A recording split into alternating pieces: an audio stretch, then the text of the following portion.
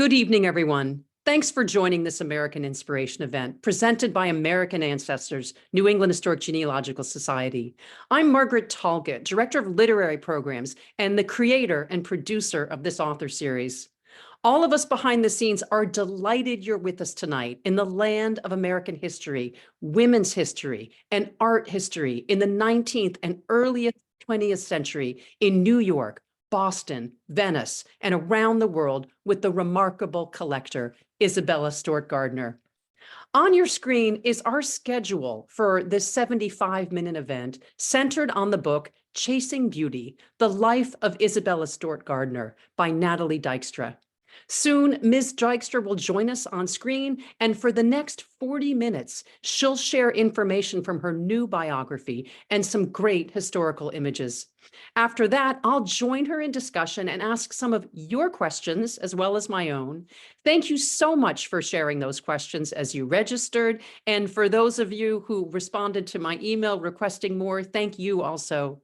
If those of you on screen with us tonight in the background, if you have a new or additional query, please enter it into the Q&A button at the bottom of your screen. Tonight's event is being recorded by my colleagues in American Ancestors Brew Family Learning Center. Their video will be published on our website in the day ahead. All registered attendees will be emailed the link. Of course, the real education comes from reading this remarkable book. And for those of you who purchase tickets, including a copy of the book, your signed edition will be mailed in the weeks ahead directly from our partners at Porter Square Books in Cambridge, Massachusetts. As you know, we're lucky that Ms. Dykstra will be visiting the bookstore to sign books, and she's also happy to personalize books to a name or using a phrase that you provide. Many of you shared exactly what you'd like said. Those who registered for just the virtual book talk, if you change your mind and you want a signed and personalized copy of Chasing Beauty, never fear. You can order directly from Porter Square Books at the URL being shared in the chat through mid-morning tomorrow. We're on a tight time frame here, so you'll need to order soon. The same goes for bundled book buyers. If you want additional copies as gifts for Mother's Day, graduation, or your favorite culture vulture friend, order those through Porter Square Books and have them sent anywhere in the US. Before we start, some background on tonight's author. Natalie Dykstra is the author of Clover Adams, A Gilded and Heartbreaking Life. Her work on Isabella Stewart Gardner has won a Public Scholars Award from the National Endowment for the Humanities and an inaugural Robert and Ina Caro Research Travel Fellowship, sponsored by the Biographers International Organization. Ms. Dykstra is Professor Emerita of English at Hope College in Michigan. Lucky for us locals here in Boston, she now lives in the Boston area. So a couple of us are getting to see her again at other events. Natalie, welcome. I am so sorry we're not in the same room tonight. When we open our new Center for Family History, Heritage, and Culture in the fall, we're going to fix such things and do more hybrid programming featuring local artists and authors such as you. For now, though, we feel really lucky that you're here, reaching viewers in California to North Carolina, Kansas to New York, Nevada to Maine, and lots of other states. Many, I've shared some of this with you before, but many have said they've read Chasing Beauty. And we really can't wait to hear from you all about it. So I won't waste anybody else's time, and we'll go right to you. So welcome and go right ahead. Oh, thank you so much. I am delighted to be here with you tonight. And thank you for having me, Margaret, and your team, and supporting Chasing Beauty in this wonderful way. It's a long journey from the first days in the archive to a finished book. And I'm especially glad to share with your audience some of my steps along the way. So now I'm going to share my screen so we can see some slides.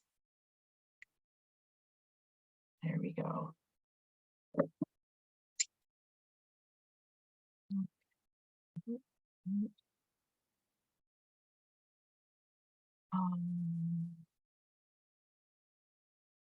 And I'm having a little trouble with moving the cursor for a second. So I'm going to stop the share screen and I'll try it one more time.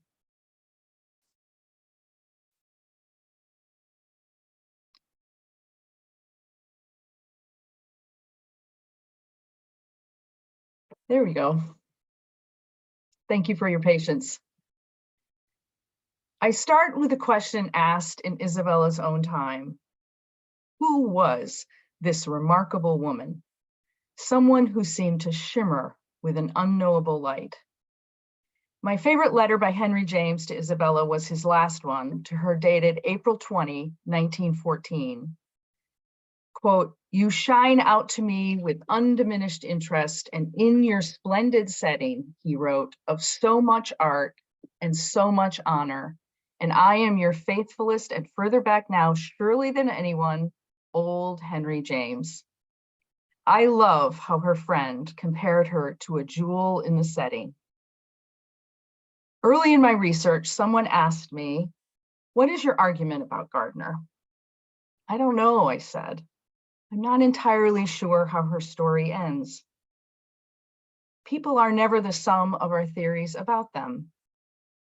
Virginia Woolf has a memorable phrase for the genre of biography, this interweaving of an intimate story with larger historical forces. A fish in the stream, she called it. It's a wonderful phrase. There are always surprises and eddies in how a story moves that cannot be anticipated ahead of time. I also like the constraint of fact and evidence that biography imposes. Yet within that demanding limit, one draws on the tools of fiction to bring the subject alive for the reader. Elements of fiction such as scene and detail, metaphor, pace, tension, voice, place, all these with the aim of elucidating character. For the last decade, I've had the great fortune of reading, thinking, and writing about Isabella, how much I've learned and how much she has taught me. There's a lot to tell. I want to begin with a brief overview of her life. Then I'm going to read a brief chapter, a brief excerpt from a chapter before Margaret and I have our conversation and hear your questions. She was born in Manhattan, the oldest daughter of David and Adelia Stewart. Her father, whom she resembled, was a merchant who traded in Irish and Scottish linen. The family attended fashionable Grace Church at the bend of Broadway and 10th Street, a 10-minute walk from her nearby girls' school. The sketch to the right by another student is of high-ceilinged room where she studied. Notice that wonderful chandelier. In her 16th year, her parents took her to Paris, where she enrolled in a Protestant convent school. Her classmates were from around the world, but her closest friends were two girls from Boston, Helen Waterston on the left, and Julia Gardner, whose older brother Jack Gardner would later come to Paris to be with his family. A word about Helen. In Isabella's friendship album, you'll notice at the bottom left of the screen their signatures. We know who Julia was, but who is Helen? A brief search brought me to the Massachusetts Historical Society, where I first read through Helen's vivid diaries, which she kept almost daily from 1855 to 1858.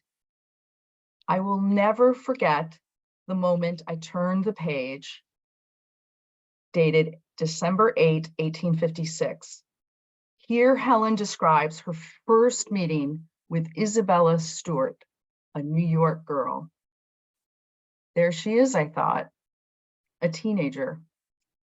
Helen's pages comprise a witness of Belle that rhymes with the woman she would become. By the time Isabella returned to New York, and this is a picture of her in that year, she was already sophisticated, having seen much of the art of Paris, Florence, and Rome, and able to speak and read those languages. In Milan, after seeing the private collection of Count Poldi Pezzoli, a home later transformed into a museum, she turned to a friend and said, "If ever I have any money of my own, I'm going to build a palace and fill it with beautiful things." At 20, she married Jack Gardner, a son of wealthy Boston Brahmin families.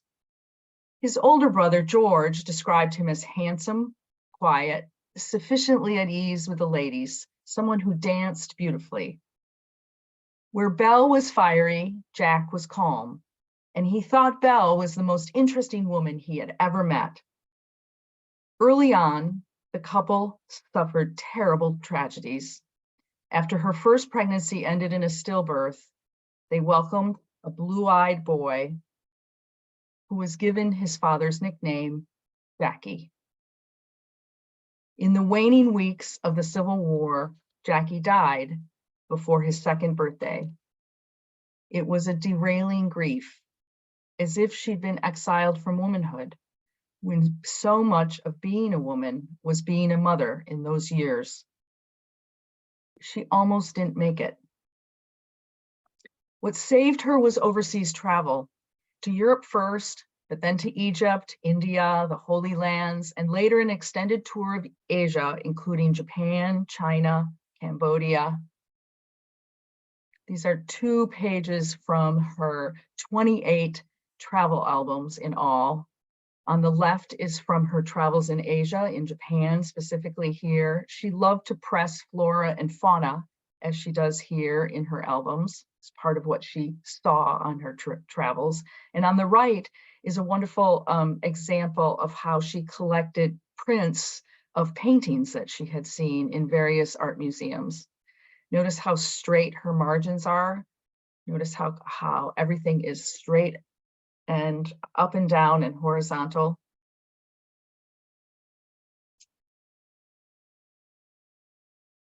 In an early album, during her 1874 travel down the Nile, she wrote diary entries in her albums, as she does on these pages. And I'm going to read to you prose on the right-hand screen. And I want you to listen to the sound of her voice after seeing by moonlight the Luxor complex at Karnak, with its hundreds of columns inscribed by hieroglyphics reaching to the sky. Quote, "I never had such an experience, and I felt as if I never wanted to see anything again in this world, that I might shut my eyes to keep that vision clear. It was not beautiful, but grand, mysterious, solemn. I felt it more than saw it." By the 1880s, she and Jack had established a regular routine of travel in Europe every 2 years, tours which ended with a long stay in Venice, often here at the Palazzo Barbaro on the Grand Canal. She would be inspired by the Barbaro's whirlwind of suggestion, to borrow Henry James's evocative phrase. Most of her letters she later consigned to bonfires, asking others to do likewise, though once she became the famous Mrs. Jack, some people, thankfully, defied her wishes. And the letters that survive are full of speedy sentences, wit, and warmth. Anders Zorn, the painter of the portrait on my book's cover, once wrote to her that her letters to him, quote, "make me love life." There's a lovely attention to details in a 1906 letter written when she was in Paris.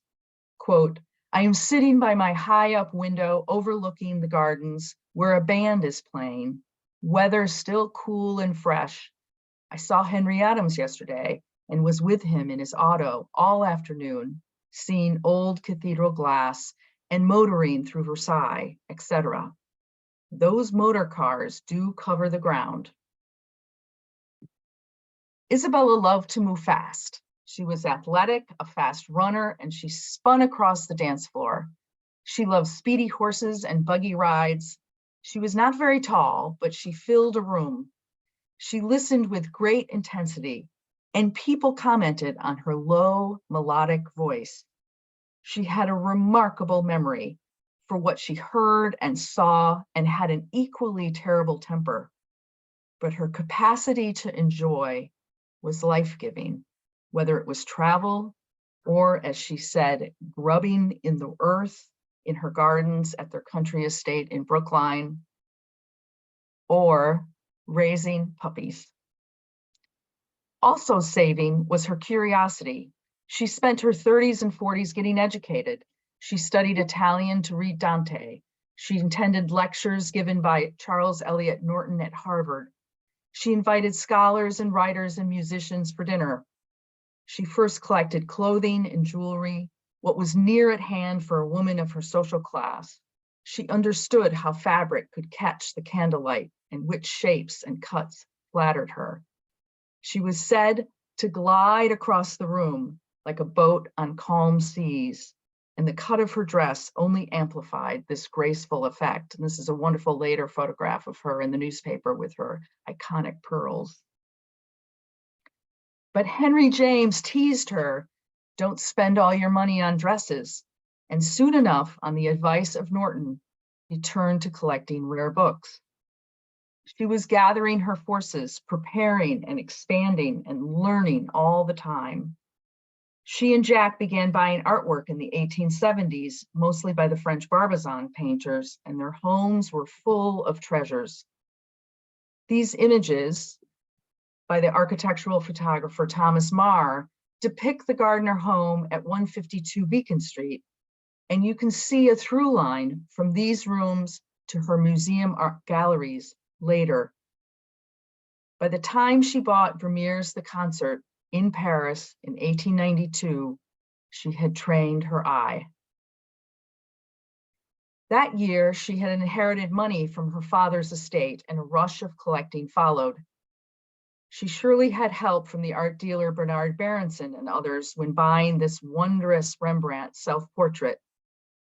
On the arrival of her Velázquez portrait of King Philip IV in Boston, she wrote giddily to Berenson, quote, "His Majesty is here."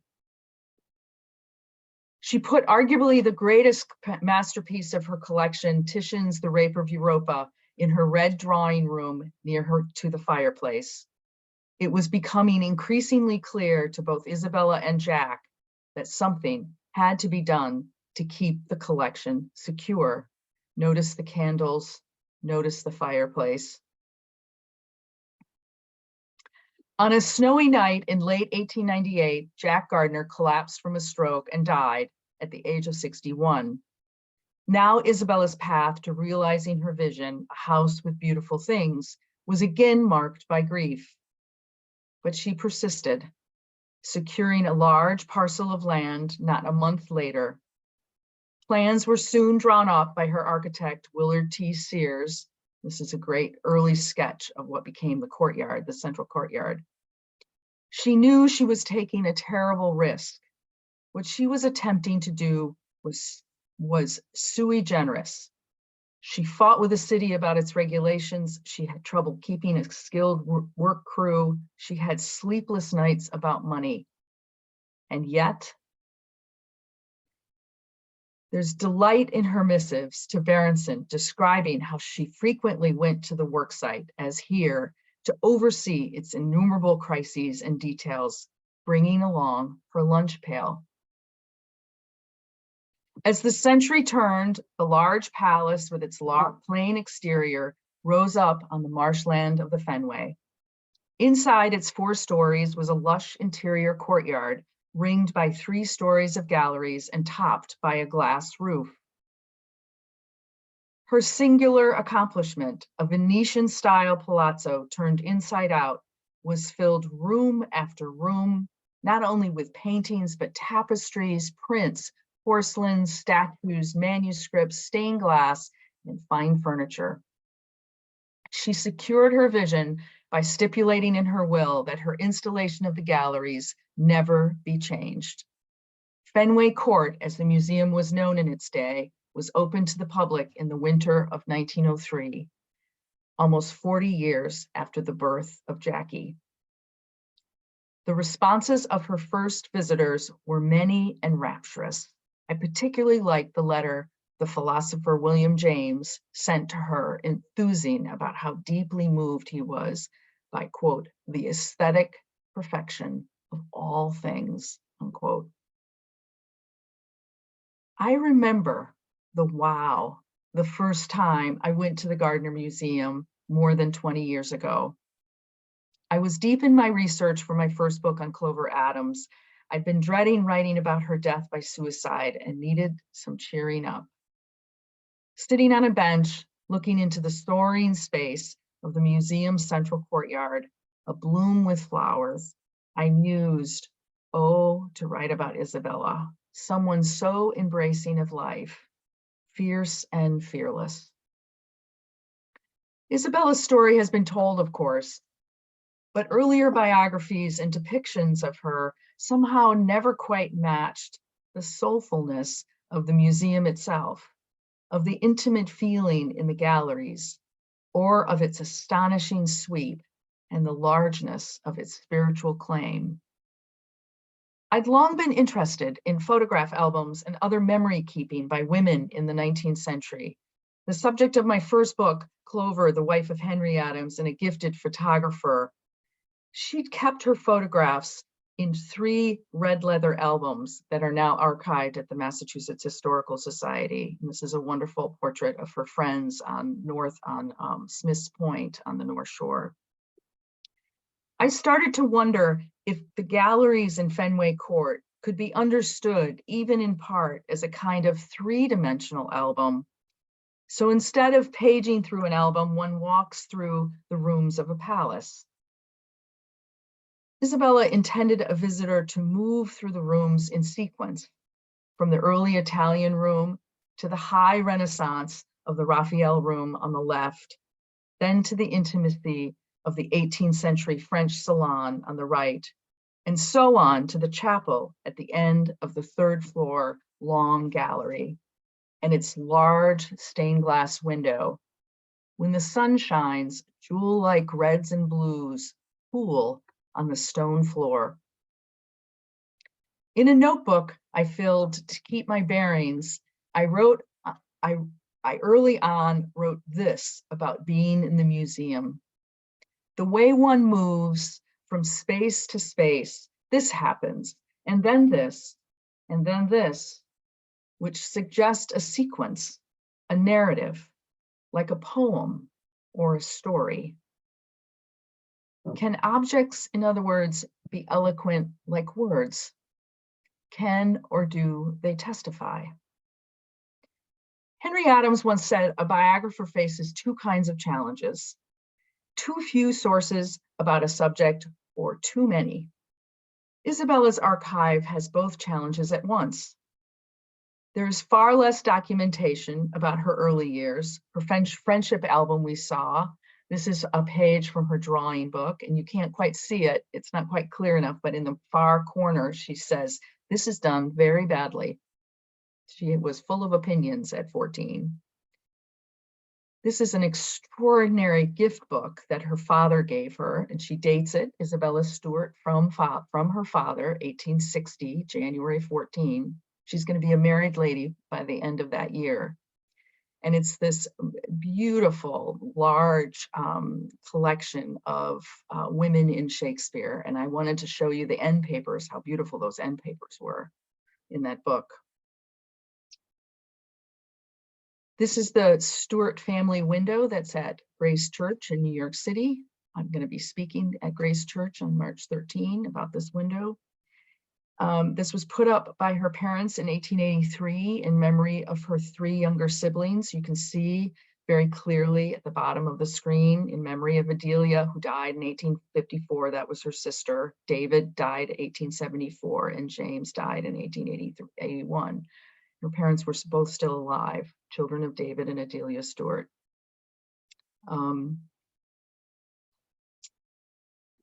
This is a sketch that Jack Gardner gave her while they were courting. I love how carefully she folded it and kept her whole life of all the things to keep. And I love the arrow through the heart of the man with the hat. This is a purchase receipt.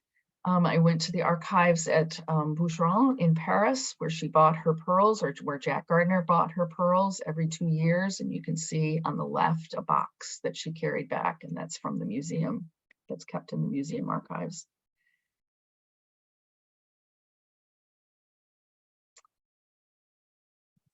I had the feeling sometimes I was weaving her story from Gossamer's threads, a detail here, a mention in the diary there, but all of it mattered. I laughed out loud when I first saw this envelope that reads, Mrs. Gardner, Esquire, well-known lady in high life. The postmaster wrote, try Mrs. Jack. And of course it works because we have it in, in the museum archives. Then by the time Isabella was collecting her masterpieces in 1890s, I had the opposite challenge. There was a deluge of materials, reams of dealer files. This is in Jack Gardner's hand. He kept track of all their art purchases in these very detailed pages. There's page after page of it. Her 28 travel albums, and we've seen pages of those, 17 guest books, and people love to sign their name and date, and they would doodle, and this is Charles Loeffler, who makes script in musical script. And these wonderful gallery cases, and perhaps you've seen those in the museum, that are filled with letters and other memorabilia. There's Jack's diaries and Isabella's innumerable lists. She even titled a large leather-bound notebook, List of Things for the Museum. And notice on the right-hand side, Europa by Titian, the musicians, that would be the concert by Vermeer. And then of course there's 7,500 pieces of art, 3,000 rare books, and 1,000 plus correspondence in the archive. Oops, I'm gonna go back. In another journal entry, this one dated May 17, 2022, I wrote, what is my task? To tell the truest story I can, be meticulous, stay grounded. Then I added like a warning, don't get lost. So to start off our conversation and the Q&A, I thought I'd read a brief clip, and I promise it's brief, from a chapter entitled Dazzling, 1889, about Isabella as a woman of fashion and a woman at work.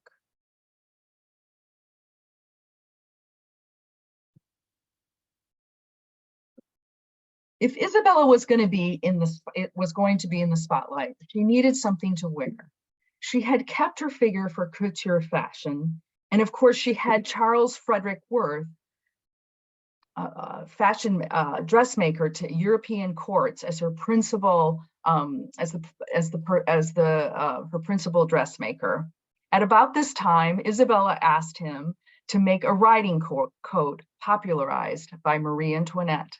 And here it is. It's in the archives at the Peabody Essex Museum. The waist measures 28 inches. The fabric, a plush midnight blue velvet, absorbs the light, even as elaborate beading of pale blues and pinks shines and glistens. I wish you could see it in person. And it was in the show at the museum Inventing Isabella last fall. So perhaps you have seen it in person. Isabella understood fashion as a language, a way she could put herself on display and signal what she did not say. Look at me, I'm important, I have power. But this is female power in the old world European sense. And it also held sway in Boston and New York, where newspapers devoted passages to describing in detail the ladies' dresses worn at various occasions. Isabella usually made that list. Beauty, impeccable taste, knowledge of art and music gave a woman the ability to command a room. But this was not to be confused with political power, the focused feminist activists of the day, such as Elizabeth Cady Stanton, Lucy Stone, and Isabella's friend, Julia Ward Howe, who were demanding equality in the public sphere. Fashion worked for Isabella in a more private way, as a means to conceal her tender side and shield her from hurt. She'd had terrible losses and had been badly stung by Boston's founding families who set so many of the rules she chafed against. She was more a part of things in these years than she had been in the first years of her marriage. Even so, her forward-leaning tilt cast shadows And some people didn't like all that push and intensity, thought she was far too much of an individual. As she kept her inmost feelings largely to herself, a divide widened. There was the high-spirited, flamboyant persona, which she put on much like she wore her Marie Antoinette coat, but also someone engaged in a deep, ambitious pursuit of knowledge and beauty. The first was legible, easy to caricature, and thus set aside. The latter was hidden, but far more threatening to the status quo. Her flamboyance, what she became so well known for, was in the end less subversive than what she would accomplish with Fenway Court. I have just a paragraph left. Two portraits of Isabella from around this time capture something of this duality. The painter here is Dennis Bunker, just 27 years old, who had studied in Paris. It's not his best portrait, stagey and inert, though he did capture Isabella's straight-ahead posture and the opulence of her Venetian gown. The second image of Isabella is a photograph of her sitting in a modest black chair, this time turned away, as if the viewer were coming into the room behind her. It's not known who took the photograph. Isabella liked crowded interiors with a lot of chairs nearby and walls covered with paintings and prints. A white marble statue of a woman is clearly visible in the corner. She is using a portable writing desk, which she could fold up and take with her from house to house. The desk kept her correspondence in one place and was supplied with her stationery and favorite pens. Here she wrote out her many lists and kept up with writing cards and letters. There's an underlying seriousness to this image, something missed by many around her. She was a woman at work. Thank you. Natalie, I love that you end with that image of her, a woman at work. I think it's just brilliant. And what an amazing worker she was. I mean, she was tireless. She was a perfectionist. I was going to ask you for sort of your three favorite words about her. You know, determined, trailblazer, rule breaker. Yes, determined, trailblazing, kaleidoscopic. You know, I mean, she had just an astonishing curiosity. She was ravenous for the world. That's why I love that Zorn portrait on the cover so much. Is she just, you know, Holland Cotter has a phrase, more is more. You know, she just was interested in every last thing. And the only thing that didn't of life that she wasn't particularly interested in was food. That was Jack's. He was interested in food. But well, no wonder she could keep that figure then. And no wonder she could keep that amazing figure. That's right. That's right. And she sounded like also a real control freak. Didn't you say that she didn't think that the beams at the palace were distressed enough, so she hacked away at them herself? And of course, the construction workers were terrified that she was going to chop off a foot and they'd be blamed, right? And yeah. Yes. And then she also, didn't she showed them all how to marbleize using two different shades of pink and white? Yes, on the interior courtyard, right? So the walls of the interior, it's really a turned inside out palace. And so that looks like exterior walls of a Venetian palace, but it's concrete, painted concrete. And she showed them how to create that effect. Yeah. And I love the list keeping and the portable desk.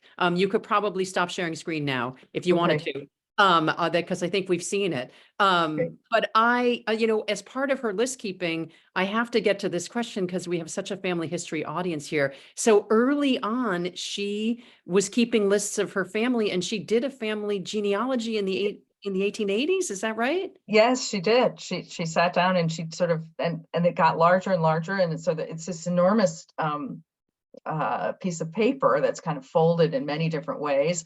And then she tapes on a longer strip on one side to sort of account for all the brothers. And yeah, she tries to go as far back into her Stuart and Scottish ancestry. And of course, she wants to be related to Mary, Queen of Scots. And And yeah, so she did get very interested in her genealogy. She found some revolutionary ancestry. Was she Yes, she a surely did. DAR Yes. member? Is this what I'm reading? Yes, you're exactly Yes. right. In that opening chapter, where she traces her family back to the revolution. So she's part of daughters. She qualified for the Daughters of the At American. the end of her life, Scotland started to kind of claim her as their own, and she got some awards or lifetime this or lifetime that. Yeah, she got some lifetime memberships, and she collected little pieces of fabric of the Queen, that I think that's in one of the display cases. And yeah, she was fascinated by that Scottish history. And it was her grandfather, her father's father, who was the immigrant. And he, of course, her father traded in Scottish and Irish linen.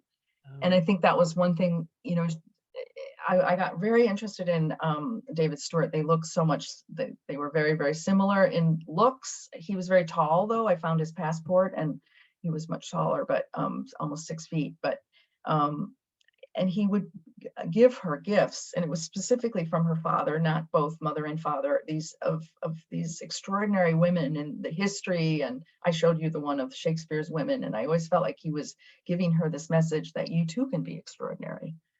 Yes, yes. Right. It was permission for her to dream. It was for permission for her to imagine herself. Well, Um, her life was extraordinary. I mean, it started in such a sort of a normal way, though. It seemed that going to Paris, the center of art, music, science, and literature, during her childhood, that was a very standard thing for wealthy American and Wealthy American national girls. families. Yes, yes. I mean, Yeah. and they also went to England, right? Those were the two most popular places to go. And interestingly, it was a Protestant convent school, so it was high Episcopal, high Anglican, because there was a real worry in mid-century. There was an anti-Catholic bias, and so there was a fear that if they were sent to Catholic convent schools, that they would convert from Protestant to Catholic. And so hers was and her mother had a book on her shelf saying, warning about the dangers of Catholic convent schools for young American girls. So that's how I know that was a concern. And So so her life was unfolding in a really likely way for her. And when did it diverge? I mean, you and I spoke a little bit. I mean, she was spirited from the moment go, as her friend Ms. Waterston said, that you could see there was a spark in her. But did it finally diverge in Boston? Did it diverge before? I mean, marrying Jack was a very traditional thing to do. and young, right? She was 19 when she got engaged, and just to turn 20 when they married. They married in April, and you're exactly right. It was really the loss of these children, right? So her first pregnancy ended in a stillbirth, and then Jackie was born in 1863 in the middle of this Civil War, obviously, and died a month before the war ended. And you can imagine, I mean, Boston is, the streets are hung with black bunting of all the families who had lost someone in the war, serving in the war. And you can imagine people assuring her that she'll have more children. And so she does get pregnant again after Jackie's death, and then she loses that pregnancy in a miscarriage at the end of 1865. And then her doctor, William Sturgis Bigelow's father was her doctor, said, you're going to die. It's too dangerous for you to be pregnant again, and you should have no more children. And so there she is at 26. And one of the early research questions I had was how many kids lived on Beacon Street, where she lived at 152 Beacon Street. I got really interested in, how many kids did she see running up and down the street, going up to the public garden and to the common? And it was 5 children in one house and 6 in the other, and 10, I mean, there were a lot of children being born in those years. And what was that like for her? What was that like for her? I mean, they gave a beautiful cradle. We know the cradle. There's a picture of it at the Mass Historical Society. It's made in the shape of a ship's keel, of just gorgeous wood. And they gave Jackie's cradle to Jack's sister, Julia, because she was having all these she was having all these children, and she had 5 boys, all blonde and blue-eyed. And so it was notes that I started to take, Margaret, in those early years. It's not anything that got into the text, but it needed to be in my imagination as I was writing. Did she stand in the doorway and see Julia's little boys in that cradle that had been Jackie's? And what would that have been like? That would change you. I mean, that would change anyone. And so where do you go from there? How do you have, and so. Did her remarkable Struggles. collection of friends in Boston, I mean, it's interesting, the women really forsook her, except for Julia Ward Howe. It seemed as though the women were extremely hard on her. They And were. I mean, I think her sisters-in-law were, I think Julia was kind to her and always stayed connected to her. We just don't have letters between them because they live so close, right? So sometimes it's hard to map all those relationships because they're not writing to each other. But it is the case that she was rejected by Boston society. It's partly that she was not invited into what was called a sewing circle. And that was a kind of classic Boston. It's not, they don't call them that in social circles in other cities, but it was called sewing circles here in Boston. And once you were invited into that cohort, it was basically who you socialized with the rest of your life. I mean, it was your sewing circle, and you did more than sew, and you read books and you went to concerts and and she never was invited to join. And so that really kind of put her off to the side of conventional society. So it was, I think it was her doctor saying, and Jack knowing we need to see more of the world. We need to leave Boston. We need to, and their first travels were in Northern Europe. yeah. And it's very clear from that first travel album that she's starting to revive, and she's starting to respond to what she's seen. She's fascinated by costumes and traditions and the music of Norway and the art. And they take a train. The train had just finished from Moscow to from Leningrad to a city in Norway. So they take that train. And so she's fascinated by what she sees in Russia in that era. Can you imagine? The czars?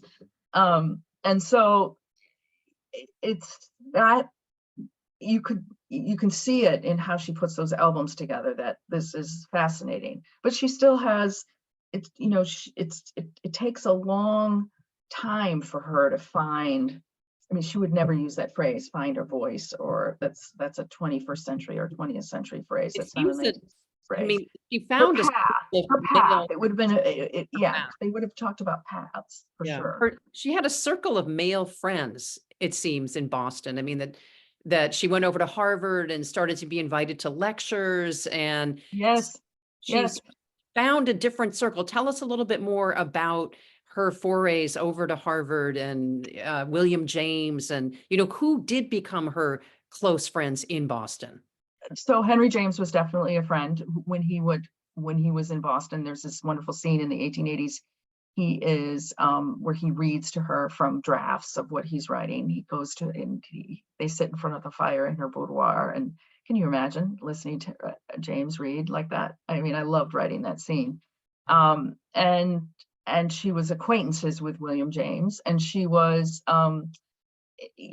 Charles Eliot Norton invites her to the Dante Club. First invites her to come and hear him lecture on art, and you would buy a ticket. It's just before the Harvard Annex. It becomes part of the Harvard Annex, but she's earlier than that. And so so there she is listening. So I went and looked at we have all of Charles Eliot Norton's lecture notes on art and what art means and why it matters. And I mean, art history at the time is a field, he helps start it, right? It's a nascent field of study. And it's not like he's showing, he can't show slides, of course. It's not like he's showing pieces of art. He's lecturing on what the Greeks and the Romans and the Renaissance masters the philosophy of art. So that was fascinating to read his lecture notes, because then I knew that's what she was hearing, right? Yes. And then they start the Dante Club, and she's an early member of the club. Uh-huh. So What and did they then do in the Dante Club? the Dante Club is this, yeah, there's wonderful scholarship on the Dante Club. It's the translation of Dante into English that's happening with Robert Lowell, with James Russell Lowell and others at Harvard, and they call it the Dante Club, and they raise money, right, because it costs money to produce these books. Translations, yeah. And there was some squeamishness about Dante in Protestant Boston, in kind of Puritan Boston rather, because he is so descriptive of physical life and sins, and right. That's sort of interesting, to the back and forth about, is Dante corrupting? And of course she, I think, and Norton writes about Dante in this way, that Dante is, it started in a dark wood, right? She knew what it was like to be in a dark wood. And Absolutely. so I think there was, that's educating. It educated her. And Now, then also it's Norton who tells her, it's James and Norton, don't spend all your money on fashion, and really get her interested in purchasing very rare books. And she has an amazing collection, and there's extraordinary scholarship on her rare book collection. where are those books now? Well, a lot of them are in the Dante case. There's Mhm. cases of these rare books, and they're in the long gallery on the 3rd floor in the chapel. And they're elsewhere. They're also elsewhere. But yeah, that was her sort of entree, right? Because it's text and visual, these illuminated manuscripts. Yes. And she becomes fascinated by it. And then she also writes it twice, in 1906 and 1918. She writes a bibliography of her rare book collection and publishes it with Marymount Press. So it's another set of lists of all her books that she owns.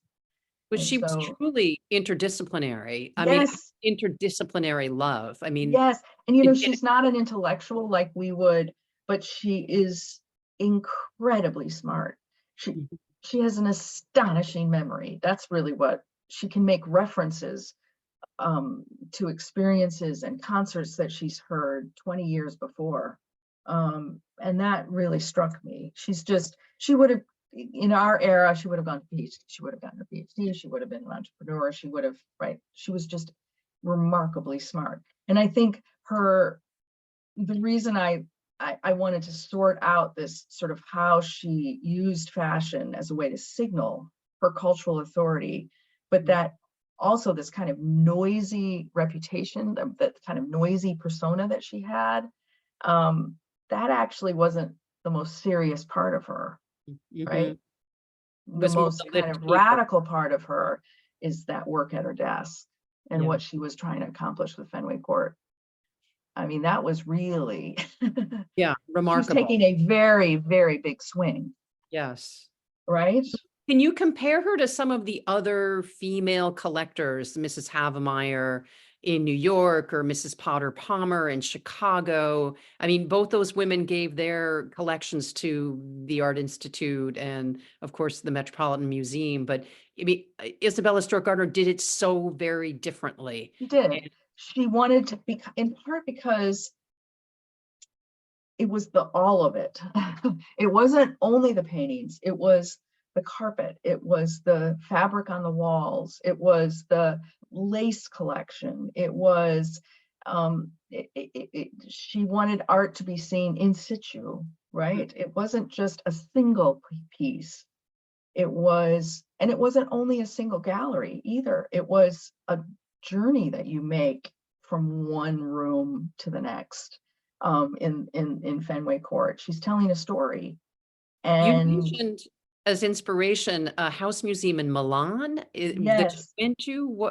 How did yes, this? I have been there. I mean, sadly, it got terribly bombed, and Milan got terribly bombed in World War II. So the art was saved, but much of the building, they had to reconstruct it. So when I went, I couldn't see exactly what she would have seen in mid-century, but I saw a lot of the art and how the art is placed in these rooms. And it's also how art is placed in the Palazzo Barbaro, right? You're not, even the angle of your eye to the painting is similar, right? You're not looking this way, you're looking up always, right? On these high walls. And so people complain sometimes, and I don't think anymore, but in earlier decades, you can't see the art clearly at the Gardner Museum because you're looking up and the lighting is so dim as compared to modern museums. But that was her point. Yes. Right. She wanted this immersive experience. She loved to be completely immersed. So she loved the circus, for instance. She loved great church services at Grace Church, right? It's the fashion, the music, the preaching, all of it, right? It wasn't a singular part of it. And so that is very different than the touring the Met. Yeah. Yes. Can I say one thing? There's a wonderful book called A Museum of One's Own about women collectors. And I highly, highly recommend that book. Because there's a wonderful scholarship on other women collectors. But what is different about Gardner and it makes her different from other male art collectors is it's foundation to roof, right? She designs every inch of that. Yeah. It's a little Frank Lloyd Wright. Yeah. Total Yeah. everything, plates down to the plates, down yes. to the silverware. It's like a Wagner opera in Germany, right? It's like she wants you to be utterly immersed. And it's why you don't have it's one of the reasons you don't have wall panels, right? Because then you're using something else. You're stepping out of that immersion, right? Yeah, no, I had dinner with a woman the other night who was in from England, and she was so frustrated by the lack of description at the museum. She wanted description next to every painting. And it's confusing to all of us who are used to trying to understand what because is provenance and the location and the time period and it's very difficult to process. But because we've been taught that that's how you see art, right? By all the other art museums. And right, that's the convention. I mean, and there was a debate at the time of how best to see art, right? And she had one vision for it, and the MFA and the Met had another. Although the Met has installed rooms, right, of people's collections so that you're seeing what the furniture would look like and where it would be placed in the room and the lighting and so it's interesting. Lots of mini house museums. Yeah, lots of mini house museums. That's right. I mean, Venice is itself one gigantic piece of artwork. I mean, what was her life like in Palazzo Barbaro? What was That's a wonderful story. So that Palazzo was bought up in the mid 1880s by a wealthy Boston family, Ralph Curtis's parents, and he was a painter. And his parents, and I'm blanking on his parents' names just at the moment, but it's the Curtis family. And they were friendly. And so when they went to, in the 1880s, they went to Venice for the first time since her childhood. Then they were invited to the Palazzo Barbaro. And then over time, they started this routine where they'd go to Europe every 2 years. And at the end, either at the beginning or end, they would spend significant time in Venice. And so she would rent an entire floor from the Curtis family. And there's just these wonderful scenes. And she'd invite Henry James to come, and he would sort of put her off her invitations because they have a very fascinating friendship. But one year he is there, and he describes what she's like at the Palazzo and how she would wear, sort of this beautiful green dressing gown, and she would love to sit with the windows open so she could smell the canal. And I think the Zorn portrait really conveys her love of that space. So if people have the book, there's was a flash of light. It's really, that's fireworks in the Yeah. background. Yes, Yeah. it's fireworks in the background. And Okay. as she's coming into the Yeah. palace from the balcony there, she says, and this is recorded by Zorn, she says, "Come out, all of you. This is too beautiful to miss." So Oh, she that, wants everyone to come out into the balcony yeah. to What watch the a- fireworks over the. She loved the night. She loved the moon. She loved fireworks. She loved the way the fireworks would reflect on the water.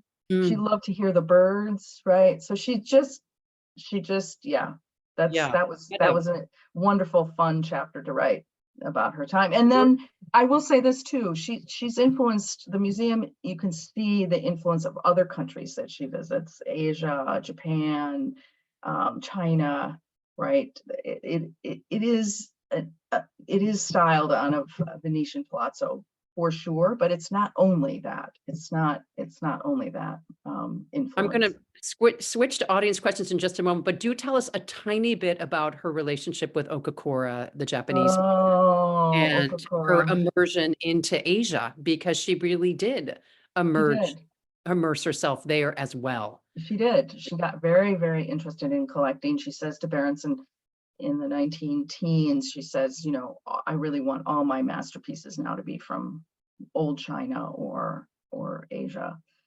She was very fascinated by Buddhism, and there's these wonderful scenes of her and Jack in Japan, and she would love to lay on the ground and to hear the sounds of the gongs. I love her traveling because she's just unafraid, and I'm not answering your question, but I will get there. Yeah. So Akakura comes to the MFA as a curator of Asian art in 1904, and it's really excellent timing because because after opening Fenway Court in 1903, she has a kind of letdown. She's not disappointed by the museum, but there is this in her letters, this feeling of what's now, what do I do, right? I mean, it's hard to run a museum, and there was no guidebook for it.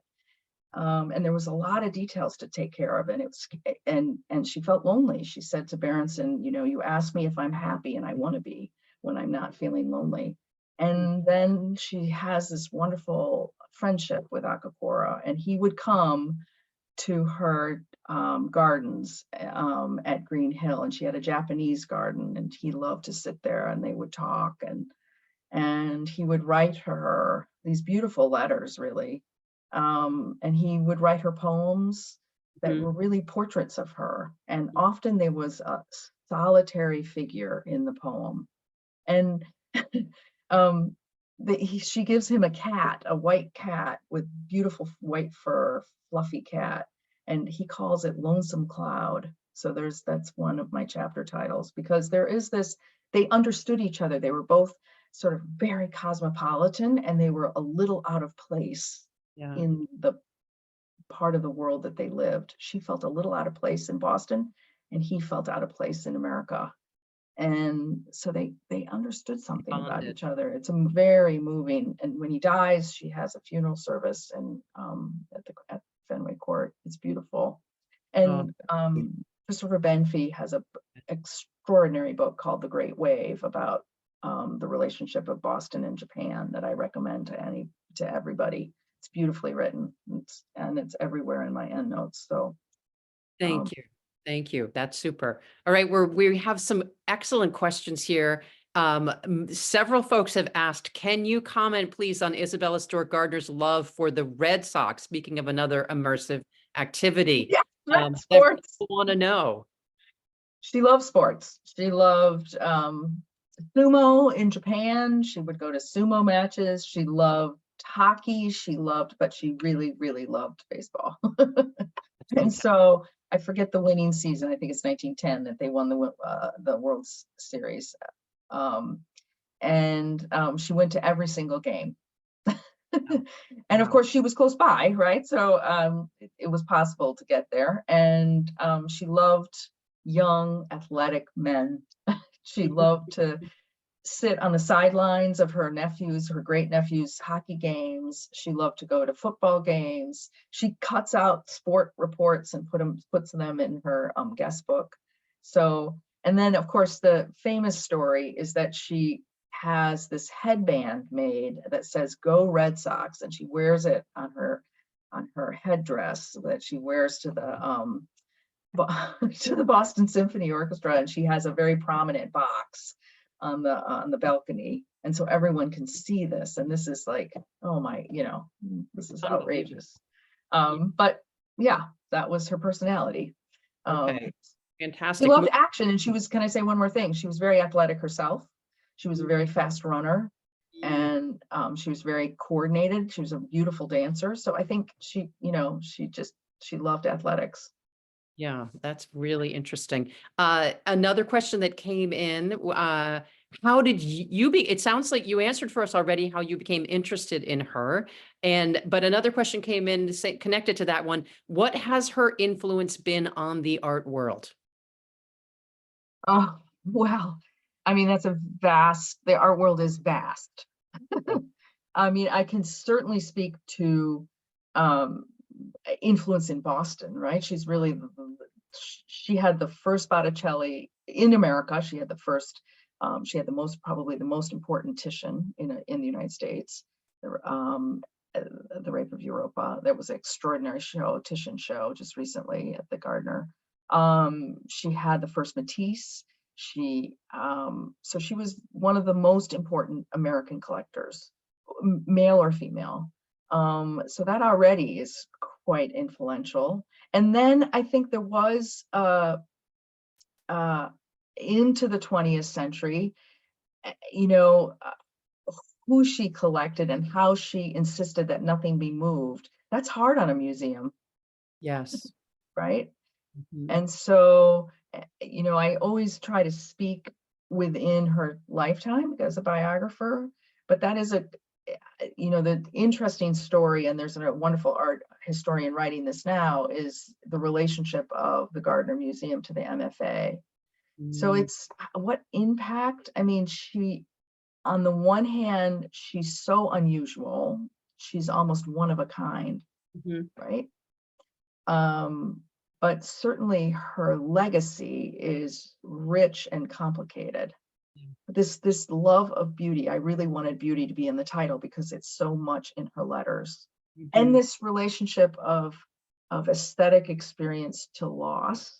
And I think that also is an arena where she has, or an area where she has had influence. Yes, that comes through very clearly.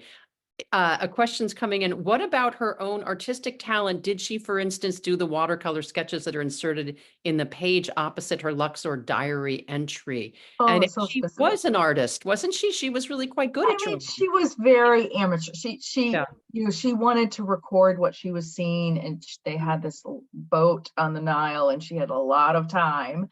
And so I think that diary is filled with the most artwork that we have. And she must have destroyed anything else that she created. So she was, she was a sort of weekend, Jack was a better drawer. Jack actually had more drawings. I found a lot of his drawings in his school books, and he was quite good, his sketches, but I don't think she would have seen herself as an artist. But she was, as Anne Hawley brilliantly says in the New York Times in the 1990s, she's an installation artist. She's an artist in how she puts that museum together. And of course, her interiors at Beacon Street and at Green Hill were her kind of lab. It's where she tried out things. Does this work? Does that work? She moved things around. Her interdisciplinary nature definitely extended to gardens as well. Yes. And, that is her vision, Fenway, that extraordinary courtyard that we all love. Yes. The nasturtiums hanging, the palms, she had bird song. She would have these cages of birds that you could hear singing, but that were hidden. So she had this, it was all the senses that she wanted to engage. And then I think the genius, can I say one more thing about this? Please. The genius is she doesn't tell us what it means. And I Yes. think the reason it's so powerful for viewers now is she understood that we make meaning in front of art, but that's what we make. That's not what she makes for us. Mm-hmm. She Mm-hmm. offers it to us as an opportunity, right? And that Yes. is very Yes. moving to me, if that makes sense. But she It- doesn't intervene there. Mhm. At first, when I was first researching, I think, oh, can't you tell us what this means? But now I'm so glad she never did. That she was a blank slate. I mean, she would leave you beauty and you would project onto Yes, it what you wanted. yes, she did. She And wasn't coercive about what it meant. and Because she trusted viewers. She trusted us to make meaning. yes. Trusted She was us. a very spiritual person. Can you just tell us a little bit about her religiosity in her life? Yes, she was spiritual. I like the word spiritual rather than religious in a certain way, because religious has a connotation that's hard to unpack at the moment, but maybe particularly at the moment. But she had a really a longing for an understanding of transcendence. That there was something beyond this world that she was fascinated by, and that there were different paths to the transcendent. It wasn't just one faith, so she's very respectful for an American who's, church-going American. She never makes a comment about someone else's religion as being less than, or that they need to be converted in any way. And I love that about her. I mean, she was very ecumenical. And then her faith really motivated a lot of her philanthropy and giving, and she was very connected to this Society of St. John the Evangelist, which is still ongoing. Would be a wonderful monastery in Cambridge. Mhm. And she was very close to those brothers, and they are the brothers are they give the service on April 14 every year, as Yay. stipulated in her will. Are And we allowed so, to attend those? yeah, I mean, you can ask, you have to kind of ask ahead of time, but Yeah, I just was at this last one, and that was incredibly moving really. and I sort of did a lot of research on like her favorite hymns and what was sung Mm, at her funeral. And so they sang, one of her favorite hymns was the old great Scottish hymn, Abide With Me. And so to yes. hear that sung a cappella with the courtyard, with a fountain in the courtyard, oh, that was just really extraordinary. Wow. So she loved having Christmas Eve services, and there was a report of a Fenway neighbor who he remembered his family lifting all the windows so they could hear music coming out of Fenway Court on Christmas Eve. Oh, that's So one. That's wonderful. A last thought here, a quote that you and I both like is that young people really liked her, particularly because she annihilated the thought and possibility of failure. That this woman was convinced that success was possible, yes, including transcendence. Uh, yes, yes, and and optimist. She recovered, I think, in part for a couple reasons. She recovered from the catastrophe of her life, losing Jackie and not having children, because she had this extraordinary eye, and a capacity to respond. Not everyone responds that way, right? But she just was. she bounces back. She had that extraordinary eye, and then also she was an optimist. Real She really was, had an optimism, and no wonder young people love to be with her. You love to be with people who don't think you can fail. What was that other word? Jollification. She was very good Jollification, at yeah. jollification. Yes, Helen Waterston said she has a capacity for jollification. In other words, Jollification. she just loves to have fun. I mean, she just loved to have fun. She Yeah. loved dances. She loved, yeah. And I appreciate this word you used at the start of duality, because it seems as though she had a lot of that. Yes, there was a Dual, dark side. There was, dark, you're there was, not that ambitious. There's a dark side. yeah. It casts shadows. It casts shadows for sure. So, She really had a terrible temper. And Jack had a much milder, I mean, he was much more even, and he would say to they had servants, and he would say, if she fires you, don't just ignore her. Come to me. yes, So yes, sometimes she yes. would lose her Yeah. temper, and that was it's always I came to see it as just that extraordinary drive and intensity in her. And sometimes she didn't have control of it. And she got afraid, Mm. because she was just taking such, we're on this side of her success. Of course, Isabella Stewart Gardner Museum is an extraordinary institution in Boston, but also in America. Of course, it could have been a terrible failure. And she knew that. Yes. Well, thank you so much for all of this detail. And as we do for all our authors in the American Inspiration series, we've asked Natalie to do a final reading from the book. So, Natalie, I think if you have a little bit of an introduction to this one, I do. so over to you for that. You're going to share screen again. Okay. And thank you. I can't wait to hear this one too. Thank you. And we'll come back. Okay. So I will say goodbye afterwards, but here we go. Let's see if I can do this.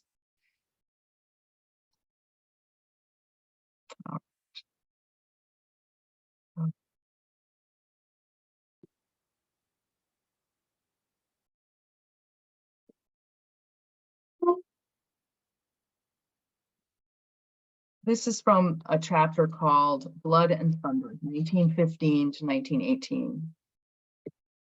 Bright colors catch the eye first. Blazing reds, grassy yellows, greens, sharp blues. The rectangular panel, made up of 105 pieces of gleaming glass, is set in a dark wood frame placed against an exterior wall of clear glass. A garden is in view beyond. The panel, located in the Chinese loggia on the museum's first floor, is not very large, though it seems bigger when the sun pours in from the east, spreading rays of intense color over the dove gray stone floor. A close look reveals faces in two pieces of glass. In the first fragment on the lower right, one eye peers back like that of a cyclops. The second, larger face is above the first, more in the center and in three-quarter profile. Its half quizzical expression, eyes looking up, seems to say, "What's this? Where did I come from? How did I get here?" The glass pieces came from the windows of the 13th century cathedral at Rouen, located northeast of Paris, under whose soaring choir France crowned her medieval kings. The catastrophic assault on the cathedral came in September 1914 as Germans bombarded the edifice in successive raids, which set the ancient oak timbered roof on fire. Soldiers picked up shards of stained glass scattered throughout the city to set into rings for their sweethearts. The cathedral became iconic as the martyr of stone, as one newspaper phrased it. Photographs of the first and worst bombings in 1914 were reproduced on postcards and in newspapers around the world. In 1918, when it seemed likely that the cathedral would be completely destroyed, Chester A. Howell, an American ambulance driver from Dorchester, Massachusetts, attached to the American Field Service, gathered and boxed up hundreds of pieces of scattered cathedral glass and sent them to Henry Sleeper, instructing him to give the collection to Isabella in recognition for her help to the American Field Service. So this is the ambulance on the left that she sponsored for the American Field Service, which was an ambulance service for wounded on French battlefields before America joined the battle. In December 1919, Sleeper took the glass pieces to a Boston company, Phipps, Ball and Burnham, noted for its craftsmanship with stained glass. Her reaction to the gift was not recorded. The panel does not form a portrait or a landscape. It is modernist in sensibility, focusing on shape and color as things in themselves. The artisans who composed it remain anonymous. There is no way to verify which glass pieces were made in the 13th or in later periods. How to value something created from such a mishmash of materials, centuries, and makers, a mere patch of color, an early museum curator called it. And yet, like everything in Isabella's museum, it is more. Pieces from the far past memorialize the less distant past, one era reaching to another. Isabella Stewart Gardner's life had been split into before and after with the loss of her only child. Her grief consumed her. She hid away. She floundered. Slowly, over a long period of time, she came back to life. The panel memorializes the tragedy of the Great War, but it is eloquent too of Fenway Court, with its assemblage of artistic styles and periods, and the woman behind its creation. Isabella, like the small, inquiring face near the panel's center, looked up. In the blasted aftermath of loss, she put bits and pieces of beauty together into something new. Life is filled with far too much destruction and loss, and yet it can shine with light and color. She knew both enduring truths. Thank you.